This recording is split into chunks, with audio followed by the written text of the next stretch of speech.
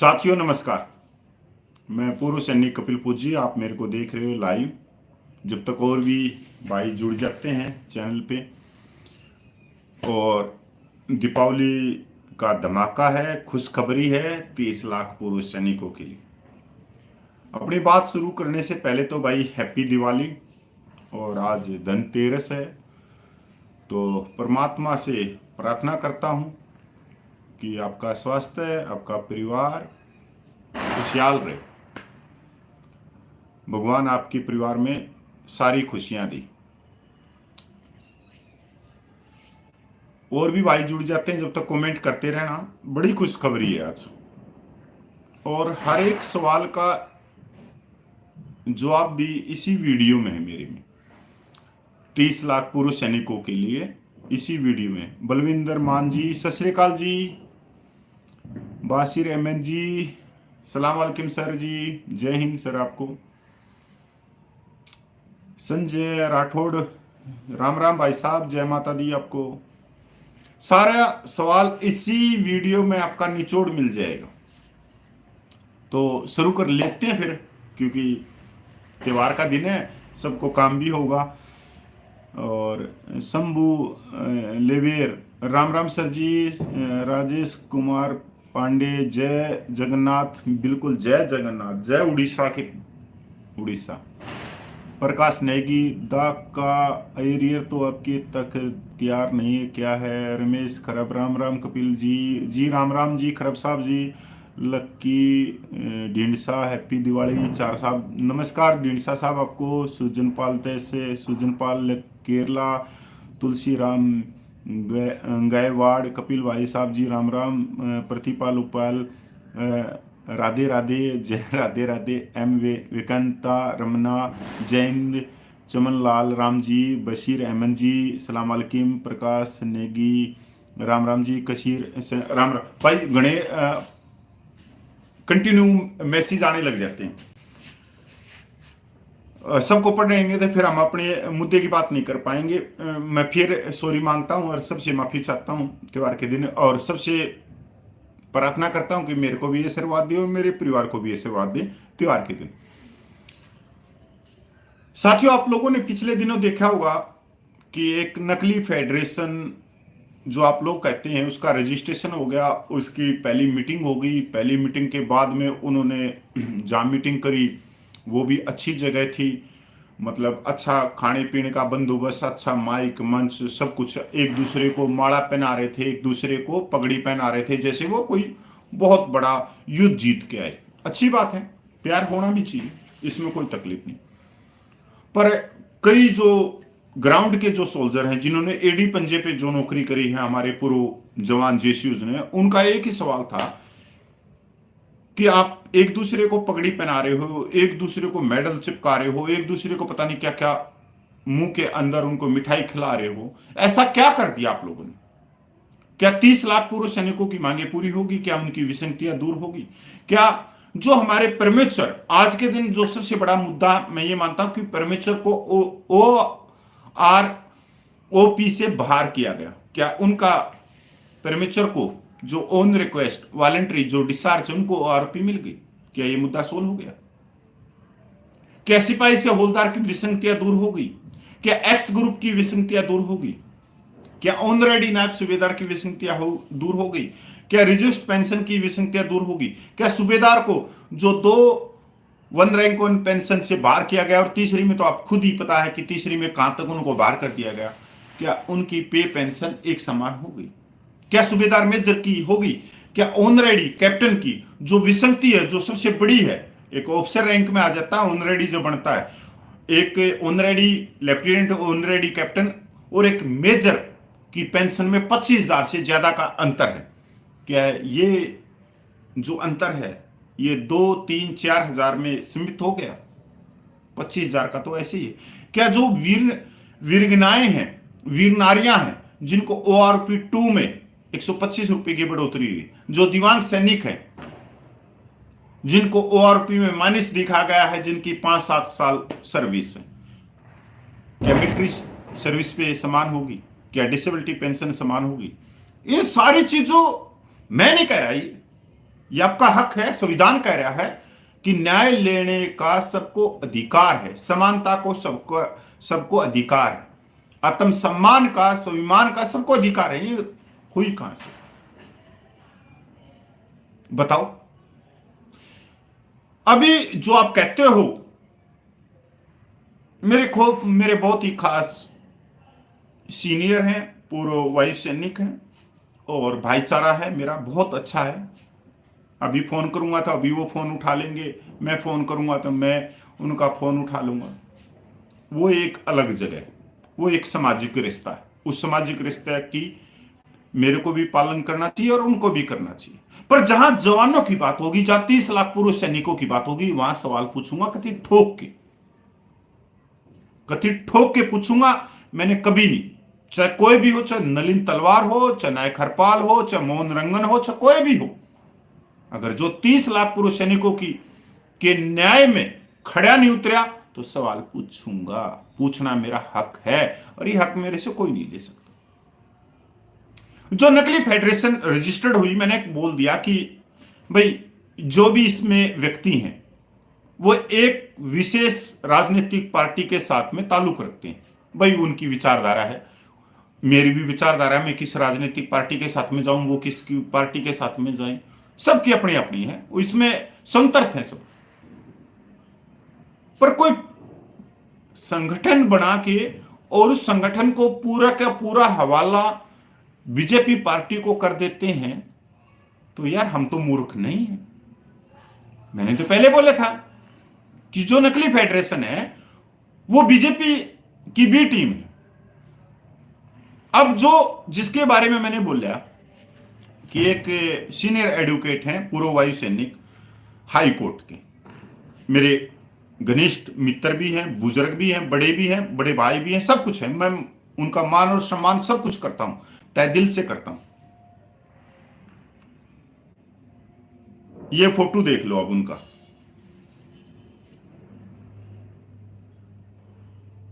देख लिया?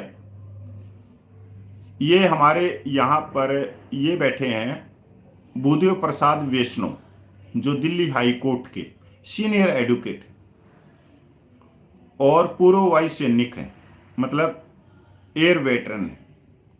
और यहां पर बैठे हैं पूर्व जनरल वीके सिंह जी। ये देखो, दूसरा फोटो देख लो, अब तीसरा फोटो देख लो। अब तीसरा फोटो में तो ये देखो, तीसरा फोटो भाई आ गया। ये श्रीमान जी कल पूर्व जनरल वीके सिंह से मिले हैं और इन्होंने जो अपने सोशल मीडिया हैंडल पे डाला है, today meet General VK Singh, PVSM AVSM YSM ADC to greet Deepavali with fellow advocate and veteran in Vasant Kunj. Happy Deepavali to all. Advocate Bhudev Prasad वैष्णव।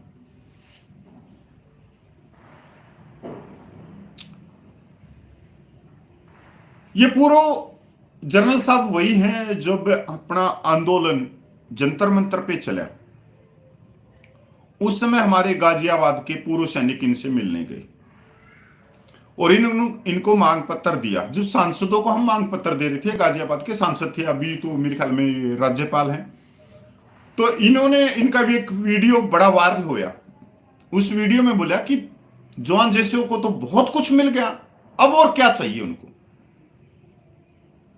वो वीडियो बहुत वायरल हुआ कि हमारे जो बहादुर वेटरन, जो पूर्व सैनिक हैं, जिन्होंने 62, 65, 71 करीगल आज तक अपना बलिदान दे के आ रहे हैं, उनके हकों के बारे में बात करने के लिए जब गए, उन वीर नारियों के हकों की बात करने के लिए गए, दिव्यांग सैनिकों की बात करने के लिए गए, समानता, न्याय, स्वाभिमान की बात करने के लिए गए, आत्मसम्मान की बात करने के लिए गए, संविधान की बात करने के लिए गए, तो पूर्व जनरल वीके सिंह जी ने कहा कि पूर्व सैनिकों को तो बहुत कुछ मिल गया, उनको तो इतना मिलना ही नहीं था। तो आज जो इस फोटो में है ना, जो गए हैं, उसमें से मैं कईयों को पहचानता हूं। हमारे जेसो साहिबान हैं, ऑनरेडी कैप्टन।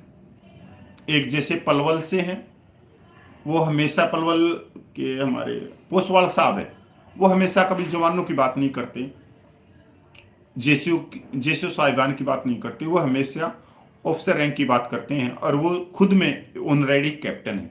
पर उनका जो लड़का है वो भाई ऑफिसर बन गया। मैं इसके लिए उनको शुभकामनाएं देता हूं कि हमारा भाई आज एक ऑफिसर बन गया, और हर परिवार को खुशी भी होनी चाहिए। मैं भी अपने बच्चों को ऑफिसर बनाऊंगा, पर यहां पर मैं अपने बच्चों को ऑफिसर बनाऊंगा तो मैं अपने हकों को मांगना नहीं छोड़ूंगा। जो मेरा न्याय है मैं उसको मांगना नहीं छोड़ूंगा, जो मेरी समानता है मैं उसको मांगना नहीं छोड़ूंगा। मैं तब भी मैं अपनी समानता मांगूंगा, तब भी मैं अपनी समानता, अपने न्याय के लिए लड़ूंगा, चाहे मेरा लड़का जनरल बन जाओ। क्योंकि यार मैं नायक आदमी हूं, मैं नायक होते हुए मैंने अपने बच्चे को ऑफिसर बना दिया। ये तो हर एक पिता का सम्मान होता है। तो ऐसे ही इस मीटिंग में दीपावली की शुभकामनाएं देने के लिए गए। मेरा पहला सवाल है हाई कोर्ट के सीनियर एडवोकेट भूदेव प्रसाद वैष्णव जी से कि आप सेना की रीढ़ की हड्डी हैं, आप सार्जेंट पद से रिटायरमेंट आए, मतलब हवलदार। आपने अपना समय दिया इस देश की रक्षा करने के लिए, अपने परिवार छोड़े, अपने माँ बाप छोड़े, अपने बच्चों की पढ़ाई को छोड़ा, मतलब घर के अंदर कोई खुशी हो, कोई मृत्यु हो गई, तब भी आप घर में नहीं पूछ सके। तो जनरल साहब को तो आपके घर पे आना था, दीपावली की शुभकामनाएं उसने देनी थी। आप जनरल साहब के पास में दीपावली की शुभकामनाएं देने जा रहे हो, अच्छी बात है, दे के आओ। पर मेरा सवाल यहां से शुरू होता है कि पहला नंबर का सवाल यह है कि आपने जनरल साहब से पूछा कि ओआरओपी में प्रेमेचर को बाहर कर दिया गया, और कोशियारी कमेटी के अनुसार प्रेमेचर को सबसे पहले ओआरओपी मिलनी थी। क्योंकि कोशियारी कमेटी की लाइन बोलती है, जो लिखा हुआ वो बोलती है कि ओआरओपी क्यों चाहिए जवानों को, क्योंकि वो कम उम्र में रिटायरमेंट आ जाते हैं। तो कम उम्र में रिटायरमेंट वालों को तो बाहर कर दिया गया प्रेमेचर से। आपने ये सवाल किया? नहीं किया। आप खुद एक्स ग्रुप के हो, सार्जेंट हो एयरफोर्स से, क्या आपने एक्स ग्रुप की विसंगतियां उठाई कि 2006 वाला से पहले वालों को अलग एक्स ग्रुप है, उससे बाद वालों को अलग एक्स ग्रुप है? आपने ये बात उठाई? जो वीरगनाएं हैं, जिनके सुहाग ने, जिनके पति ने इस देश की रक्षा करने के लिए 2 साल 4 साल की सर्विस के अंदर सर्वोच्च बलिदान दे दिया, उनकी पेंशन 125 रुपये बढ़ोतरी है। क्या आपने जनरल साहब के सामने ये बात उठाई? जो दिव्यांग सैनिक हैं, देश रक्षा करते हुए, जिनकी आंख नहीं, हाथ नहीं, पैर नहीं, जिनकी सर्विस 2 साल 4 साल 8 साल, उनकी पेंशन माइनस है, क्या ये बात उठाई? क्या सिपाही से हवलदार की बढ़ोतरी इस 1 रैंक ऑन पेंशन में 3200 रुपये से ऊपर होनी थी, पर हुई क्या? जो कम सर्विस वाले हैं उनकी 1000-1200 में, और जो 24 साल वाले हैं उनकी 2200-2400 में। जेसीओ रैंक जो 2016 से पहले रिटायरमेंट आ गया, कुछ नहीं, डमरू बजाते रहो। जो बाद वाले हैं वो पहले ही कम पेंशन से आए हैं, उनकी बढ़ोतरी। सूबेदार मेजर की 1000 रुपये की बढ़ोतरी। आपने ये बात उठाई? आपने ये बात उठाई कि ऑनरेडी लेफ्टिनेंट, ऑनरेडी कैप्टन जब बनते हैं तो ऑफिसर में गिनती हो जाती है। आपने ये बात उठाई या नहीं उठाई कि ऑनरेडी लेफ्टिनेंट, ऑनरेडी कैप्टन जब भी बनते हैं तो ऑफिसर में उनकी गिनती शुरू हो जाती है, और उनसे अब एक रैंक मेजर का होता है। उस मेजर की जो पेंशन है वो 68,000 है, और इस ऑनरेडी लेफ्टिनेंट कैप्टन की 43,000, 25,000 रुपये का अंतर हो गया। तो 25,000 रुपये का अंतर किसी भी तरह से नहीं हो सकता, किसी भी रैंक में नहीं। ना तो मेजर और कर्नल के रैंक में 25,000 का अंतर है, ना कर्नल और ब्रिगेडियर के रैंक में 25,000 का अंतर है, ना ब्रिगेडियर और मेजर जनरल के रैंक में यह अंतर है, ना मेजर जनरल और लेफ्टिनेंट जनरल के रैंक में ये 25,000 का अंतर है। तो ये रैंक ये कैसे हुआ कि एक कैप्टन और एक मेजर के रैंक में 25,000 का अंतर? उठाइए ये बात कि आप तो जनरल हैं, आप राज्यपाल बने हुए हैं, आप रक्षा मंत्री से बात करें, आप प्रधानमंत्री से बात करें, और जो जवानों की, क्योंकि जवानों ने 2 बार सांसद बनाया है गाजियाबाद से, पर आंख में आंख मिला के बात करने के लिए आपको आत्मसम्मान चाहिए, वो मेरे अंदर है। मेरी तो 7 मुलाकात हुई, मन तो रक्षा मंत्री से आंख में आंख मिला के बात करिए कि हमारे साथ में 2 दर्जे का व्यवहार हो रहा है। देश को आजाद हुए आज 75 सालों से ऊपर हो गया, पर हमारे साथ में अन्याय हो रहा है। ना हमारे को समानता, ना हमारे को न्याय, ना हमारे को स्वाभिमान, ना हमारे को आत्मसम्मान। आपने क्यों नहीं उठाई बात? जो भाई ये देख रहे थे ना कि रजिस्टर्ड होगी नकली फेडरेशन, ये तो पहला पायदान ही का। रजिस्टर्ड तो 1000 संस्थाएं हैं पूरे इंडिया में, पर काम कोई नहीं। अगर किसी ने आवाज उठाई ना जवानों की न्याय की, तो वह एक ही संस्था है, सबका सैनिक संघर्ष कमेटी पंजाब से। इसके अलावा ये अपनी अपनी रोटियां सेकने के लिए जाते हैं कि मैं सरकारी वकील बन जाऊं, मेरे को घर बैठे 2.5 लाख रुपए मिलने लग जाए। मैं तो सच बोल रहा हूं,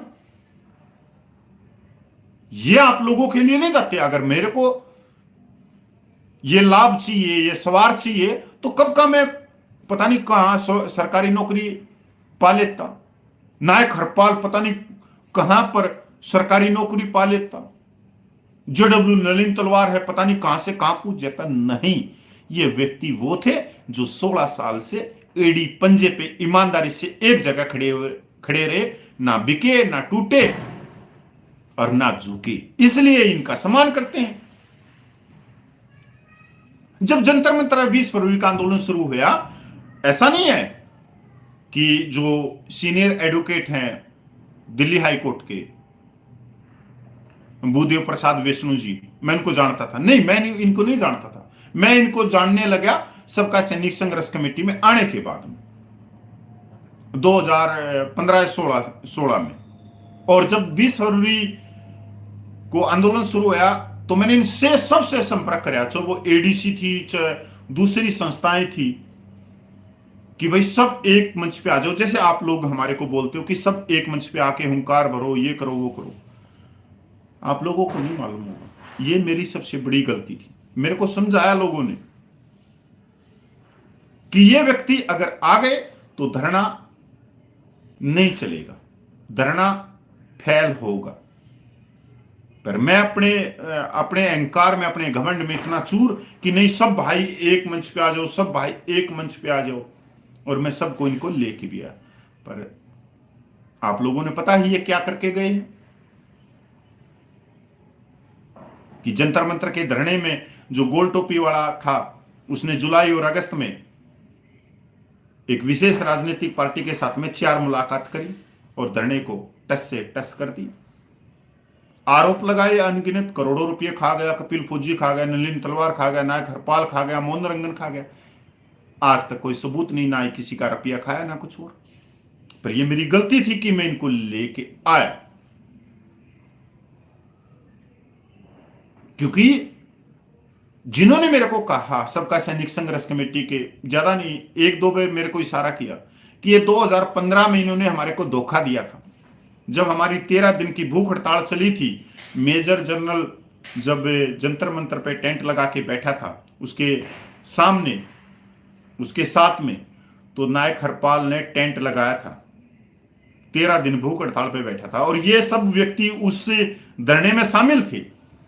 पर लास्ट में ये नायक हरपाल को, नलिन तलवार को और इनको नहीं, उस समय तो 26-27 लाख पूर्व सैनिक होंगे, उनको सबको धोखा दे के ये भाग गए थे। मतलब कह सकते हो कि जवानों की पीठ में छुरा इन्होंने 2015 में घोंप दिया था। मैंने सोचा कि भाई बहुत सारे व्यक्ति होते हैं कि वो सोचते हैं कि यार हमने ये धोखा नहीं करना था, हम पाप के भागीदार हैं, अगर फिर मौका मिलेगा तो फिर हम अच्छी तरह से, तन से, मन से, धन से अपने पूर्व सैनिकों के लिए लड़ाई लड़ेंगे। पर मैं माफी चाहता हूं 30 लाख पूर्व सैनिकों से कि मैंने इनको कोशिश तो करी लाने की और लेके भी आया, पर ये खड़े नहीं उतरी। जिस तरह से गोल टोपी को लाने वाले मोहन रंगन साहब ने माफी मांगी थी हाथ जोड़ के कि मैं उसको लेके आया था, कोई मेरे सिर में चाहे जूत मारो कुछ भी मारो, मैं आज आप लोगों से माफी मांगता हूं कि इनको लाने वाला सिर्फ कपिल फौजी था, जो ये वकील शकील जो भी आए, क्योंकि ये खड़े नहीं उतरे, कभी भी नहीं उतरे। आज जो इन्होंने दीपावली की जो मीटिंग करी है, यहाँ पे कोई जवानों की बात नहीं करी इन्होंने, 30 लाख पूर्व सैनिकों की बात नहीं करी, सिर्फ फोटो चिपका दिए सोशल मीडिया कि हमारे इतने बड़े चीज से बात हुई है। अरे बात तो हुई है, कोई भी चले जाओ दिल्ली में, सारे नेता बैठे हैं, कौन सा मना कर रहा है मिलने के लिए, दे के आ जाओ गुलदस्ता, दे के आ जाओ मिठाई का डिब्बा। पर आपने ये सोचा कि OROP 3 में जो हमारी 7.5 लाख माता बहनें हैं, सैनिक विधवाएं हैं, उनके घर पे दीवा जलेगा या नहीं जलेगा, वो मिठाई लेके आएंगी या नहीं लेके आएंगी? अरे उनकी बढ़ोतरी 600 रुपया है, 600 रुपये में तो आधा केजी बर्फी भी नहीं आ रही। माला जपने से परमात्मा नहीं मिलता, एक ही माला है और वो है इंसानियत की, कि हम अपने माता बहनों के बारे में सोचे, अपने समाज के बारे में सोचे, 30 लाख पूर्व सैनिकों के बारे में सोचे, जो बुजुर्ग सैनिक उनके बारे में सोचे, उनकी माला जपे कि उनको न्याय मिले, उनको समानता मिले, उनको सम्मान मिले, तो हम हमारे साथ में परमात्मा। अगर कोई ये कहता कि मैं टिक्का निकाल लूंगा सुबह सुबह और एक हाथ में घंटी और ऐसे ऐसे जोत लगा के परमात्मा को मैं कर लेता हूं, तो गीता का श्लोक है भाई, कर्म करो फल की चिंता मत करो। भगवान श्री कृष्ण बोलते हैं कि ज्यादा सत्संग से, ज्यादा घंटी घुमाने से परमात्मा नहीं मिलता, सेवा करने से मिलता है इंसानियत की, कि अपने भाइयों को देखो, अपनी माता बहनों को देखो कि उनका शोषण तो नहीं हो रहा, उनको न्याय तो नहीं, उनका कोई न्याय तो नहीं छीन रहा, उनके कोई स्वाभिमान को तो नहीं छीन रहा, अन्याय तो नहीं कर रहा, तो भाई परमात्मा अपने साथ में रहता है। तो ये मैंने वो चीज दिखा दी जो आप लोग कहते हो कि नकली फेडरेशन आ गई, ये सब कुछ कर देगी, वो कर देगी। मेरा वसूल है यार, मैं आज मेरे ख्याल में 10-11 साल हो गए होंगे मेरे को, और मैंने जब ये फोटो देखा मेरा जी कर गया कि हाँ इस पे तो मेरे को बोलना चाहिए, नहीं तो मैं कम ही बोलता हूँ, कम ही आता हूँ। मोहन रंगन साहब आज मेरे ख्याल में 74-75 साल के हो गए, उनका वीडियो मैं इसलिए डालता हूँ, एक समय तो मैंने 3 महीने के लिए मैंने सारी चीजें बंद कर दी थी, मस्त रहता था। फिर मेरे अंदर मेरी आत्मा ने मतलब झंझोड़ा कि नहीं यार, वो जो मोहन रंगन है 74-75 साल का होने के बाद में भी आज भी अपने आने वाली पीढ़ियों के बारे में, आने वाले भविष्य के बारे में सोच रहा है और दिन रात लग रहा है। तो कम से कम तू कुछ ना कर रहा हो कपिल भाई, कम से कम उसकी वीडियो को यहां पर डाल के अपने पूरे सैनिक समाज को जागरूक तो कर सकता है। क्योंकि मैंने सोचा कि यार अगर मैं उसकी वीडियो देख रहा हूं और दूसरे लोगों के पास में नहीं जा रही तो मैं पाप का भागीदार, तो मैंने उसी पाप के भागीदार से बचने के लिए उनकी वीडियो को आप लोगों तक पहुंचाता हूं। आगे मैं अपनी वीडियो जोड़ता हूं 1-1.5 मिनट की, क्योंकि यूट्यूब अकेले की वीडियो नहीं चलाएगा, क्योंकि उसकी स्ट्राइक आएंगी, उसकी पहले से ही नोटिस आए हुए मेरे पास में, इसलिए मैं थोड़ी सी अपनी जोड़ता हूँ 1 या 1.5 मिनट की। तो सैनिक भाइयों, कोई दिवाली का ऑफर नहीं है, कोई धमाका नहीं है। आने वाले समय में अगर देखो, मैं तो क्या बताऊं भाई, मैं तो आप लोगों के साथ में हूं, अब तो मैं किसी के साथ में नहीं हूं, पर यकीन मानना अगर कोई कुछ कर सकता है तो वो एक ही संस्था है, वो है पंजाब की सबका सैनिक संघर्ष कमेटी। मैं ये इसलिए नहीं कह रहा कि मैं उससे जुड़ा हुआ, आजकल तो मैं बात भी नहीं करता किसी भी पदाधिकारी से, किसी भी उससे। पर मैंने अपने जीवन में 10-11 साल में देखा है कि वो आदमी सच्चे, वो आदमी ग्राउंड के अंदर संघर्ष करते हैं। वो आदमी वीडियो नहीं बनाती मेरी तरह या कोट टाई वालों की तरह या फलाना धक्कड़ वो दिखाते हैं, लोगों को गुमराह करते हैं। नहीं, अगर आज आप लोगों को 1 रैंक 1 पेंशन या सेकंड में या थर्ड में कुछ भी मिला है तो वो सिर्फ एक ही संस्था है, सबका सैनिक संघर्ष कमेटी के कारण आपको मिला है। बहुत सारी चीजें में सुधार भी हुआ है, उसके पीछे भी वो सबका सैनिक संघर्ष कमेटी। इसके अलावा अगर कोई कहे कि भाई मैं तो देखो हरियाणा का रहने वाला हूं, कोई हरियाणा की संस्था कहे कि हम जंतर मंतर पे 1 साल आंदोलन चला सकते हैं, तो नहीं चला सकती कोई भी संस्था। जब मैं नहीं चला सकता तो दूसरी संस्था तो मतलब ही नहीं, ना कोई राजस्थान की, ना कोई उत्तर प्रदेश की, ना कोई केरला की, ना कोई तमिलनाडु की, ना कोई बिहार की, कोई नहीं। मैं सच कह रहा हूं, अगर चला सकती है कोई आंदोलन में और कोई हक दिला सकती है, और जो जुनून भरा हुआ है, जो संघर्ष करने का उनके अंदर मादा है, और जो बैठने का कि एक जगह पर वो 2-2, 4-4, 6-6 महीने बैठ जाते हैं, जैसे ग्लेशियर के अंदर ड्यूटी लग गई हो पूर्व सैनिक होने के बाद में। क्या हम जंतर मंतर पे 3-3 महीना कंटिन्यू बैठ सकते हैं अपने परिवार को छोड़ के, सबको छोड़ के? तो वो बैठ सकते हैं। मैं पंजाब के सबका सैनिक, इसके अलावा मैंने तो लगता नहीं कि और किसी में है।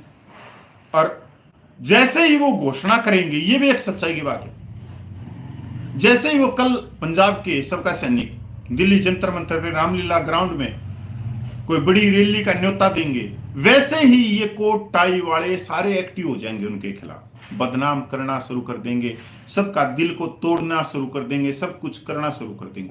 और यही हमारी सबसे बड़ी गलती है कि हमारे को हमारा हक नहीं मिलता, हमारे को हमारा न्याय नहीं मिलता, सम्मान नहीं मिलता, आत्मसम्मान नहीं मिलता, क्योंकि हम सोशल मीडिया के चुंगल में फंस चुके हैं, गुमराह हो चुके हैं, कि हम ये नहीं देखते कि वो अभी सबका सैनिक संघर्ष कमेटी अपनी तैयारियां शुरू कर रखी हैं। जैसे ही वो घोषणा करेगी जंतर मंतर दिल्ली रामलीला ग्राउंड में रैली करने की, वैसे ही ये सारे के सारे जो खुरापाती दिमाग के हैं, जो एक विशेष राजनीतिक पार्टी से जुड़े हुए, वो उसके पीछे लग जाएंगे। अब पीछे लगने से क्या होगा कि जो भाई सच्चा है, जो सोच रहा है कि मेरे को जाना चाहिए यार, पंजाब के सबका सैनिक वालों का साथ देना चाहिए, तो वो इनकी वीडियो को देख के गुमराह हो जाता है। क्या पता ये भी ऐसे होंगे, वो भी ऐसे होंगे। भाइयों, वीडियो को देख के गुमराह नहीं होना, ये कुछ नहीं कर सकते। हरियाणा में एक कहावत है, बेटा उठ जा। सुबह सुबह टाइम बोलता है पिता बेटे को, बेटा उठ और रेस मार के आ जा, थोड़ा बहुत दौड़ के आ जा। और बेटा क्या करेगा? उठेगा, टॉयलेट जाएगा और वापिस हो जाएगा। बस ये इतना ही कुछ कर सकते हैं, इसके अलावा कभी भी नहीं करेंगे। ये मैं सच कह रहा हूं भी, मैं इतना तो है। जय हिंद, वंदे मातरम, जय भारत। भाई इस वीडियो को ज्यादा से ज्यादा शेयर करना। मैं पूर्व सैनिक कपिल फौज।